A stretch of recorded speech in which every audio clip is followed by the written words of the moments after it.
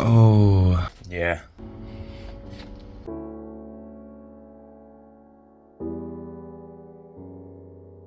I tell you what, that Skyline of mine has been right sluggish recently. I've tried changing the spark plugs, coil packs, I've been checking for vac leaks, I've been checking various other things, changing things, and none of it's just making any difference. So I think it's about time I did a compression test. Now, fingers crossed, we're going to have nice even numbers across the board and within the range. I believe it's supposed to be about 160, but I don't know how many miles the engine's done, so who knows.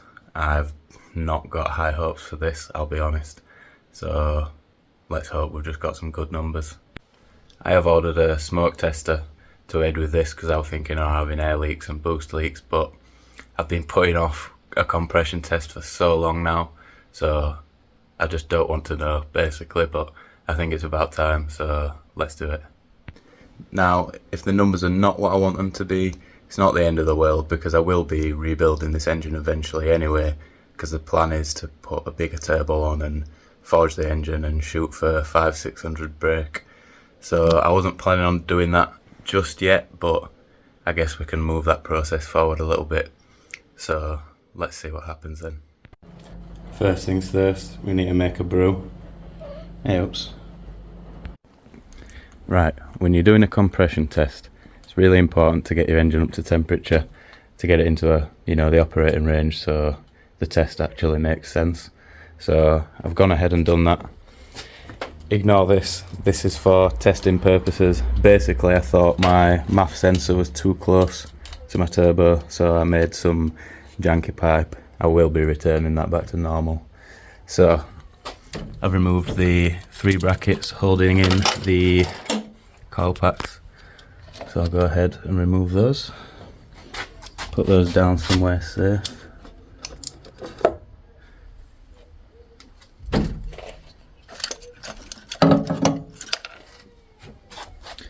Put those down there. So we want to get all the spark plugs out, and you also want to undo your injector plug, which is down here if you're on an RB. So let's get the tester and see what happens. Don't know if I can do this one-handed, but I don't really do them very tight anyway, so yep. Really annoys me when people tighten their spark plugs so tight, there's just no need. So just a slight nip does the job nicely.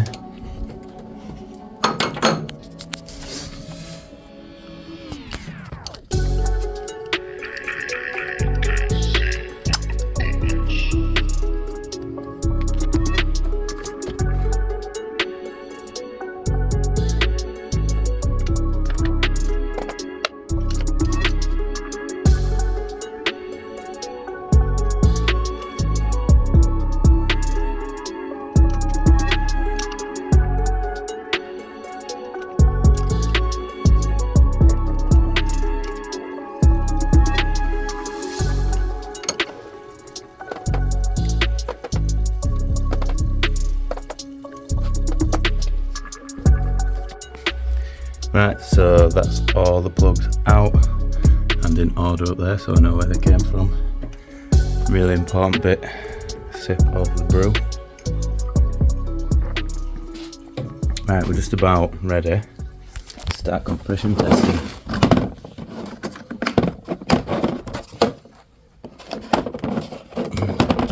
Now I last used this on my MX-5, so I think that should still be the right fitting.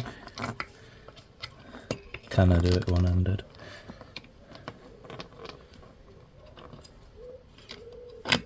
Yes. Right, we'll start from number 1 then.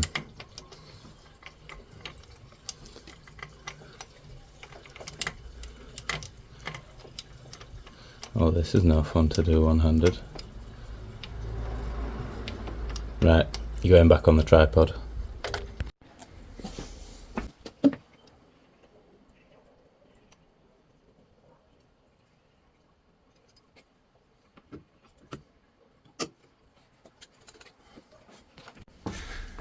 So then, it is time.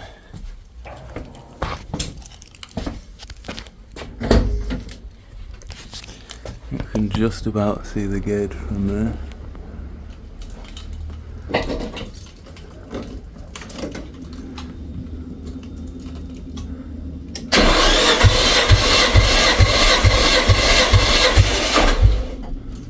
See what happened there. Right, let's see. Oof. So that's just under 135. It's like 134, which is not good to start off with. So let's see what the rest has got to say then.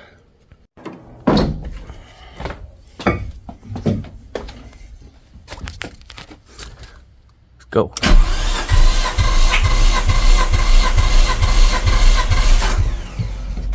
That should do.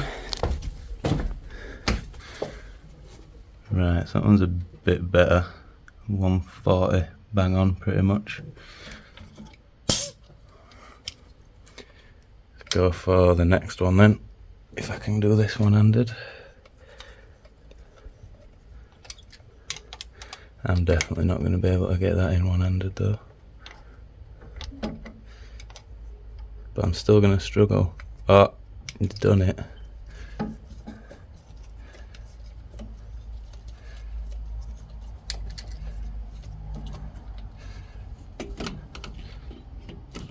Right then, let's go.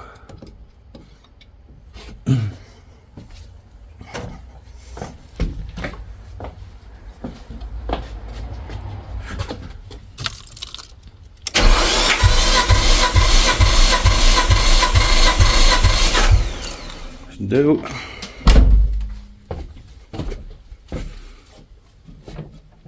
Yeah, about the same, just under 140. I mean, it's already looking like a rebuild, but I guess it would last a little, you know, there's no imminent rush.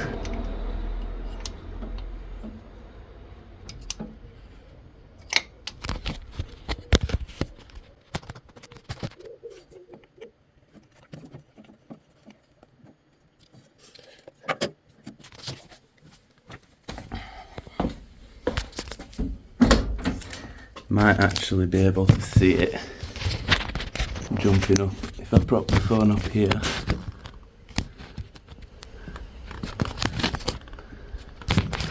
That's if the phone will stay. Let's have a look.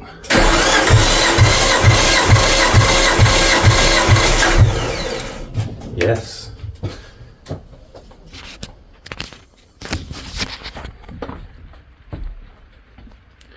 What was that? Let's have a see. Alright, so that's just under 150. It's about 148. So cylinder number 4 is the best one so far.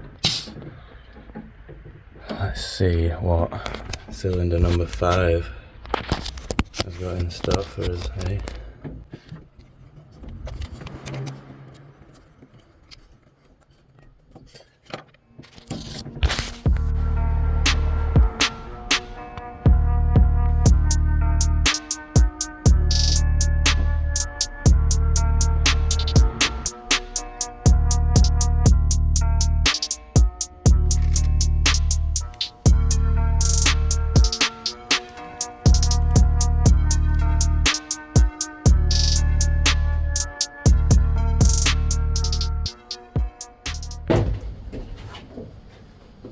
Go.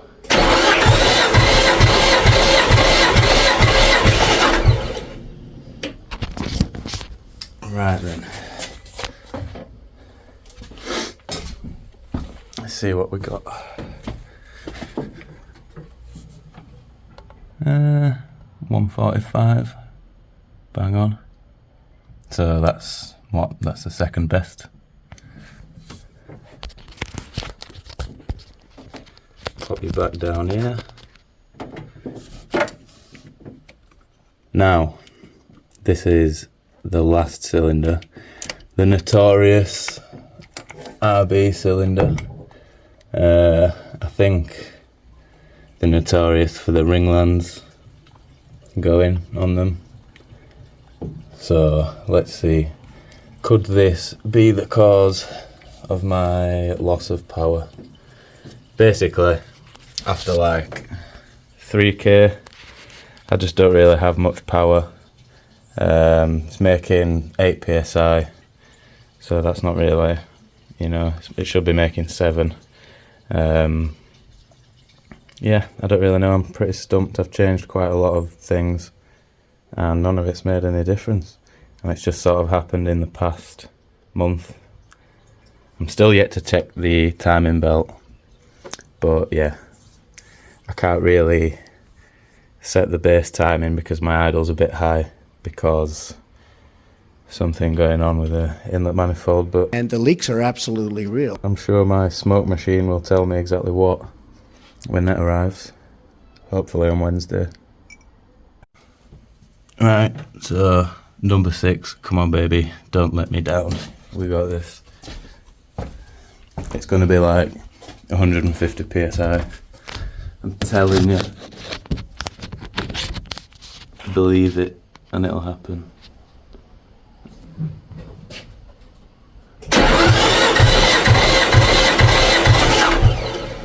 Right, a moment of truth. I'm scared. Oh, 1:15.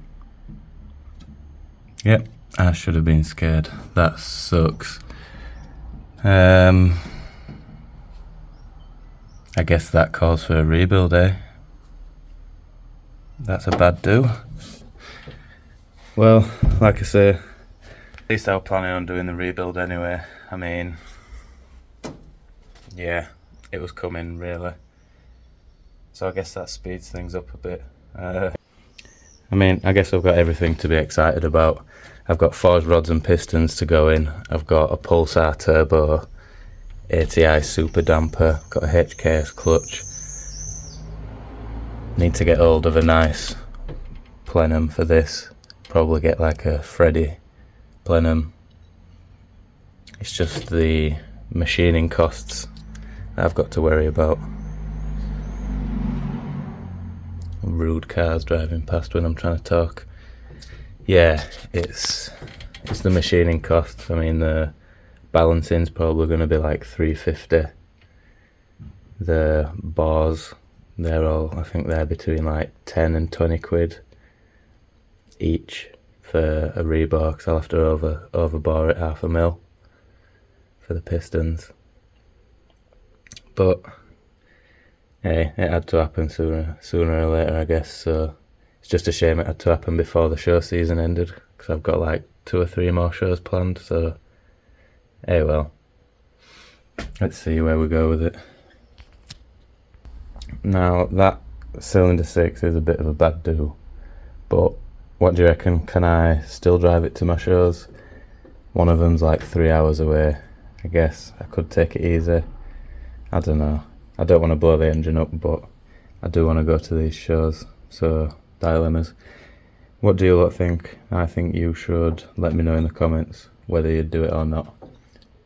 Bear in mind, this is not a cheap engine. But anyway, if you've enjoyed the video, please like and subscribe. All that stuff that YouTubers tell you to do. So yeah, it'd be appreciated. Thank you.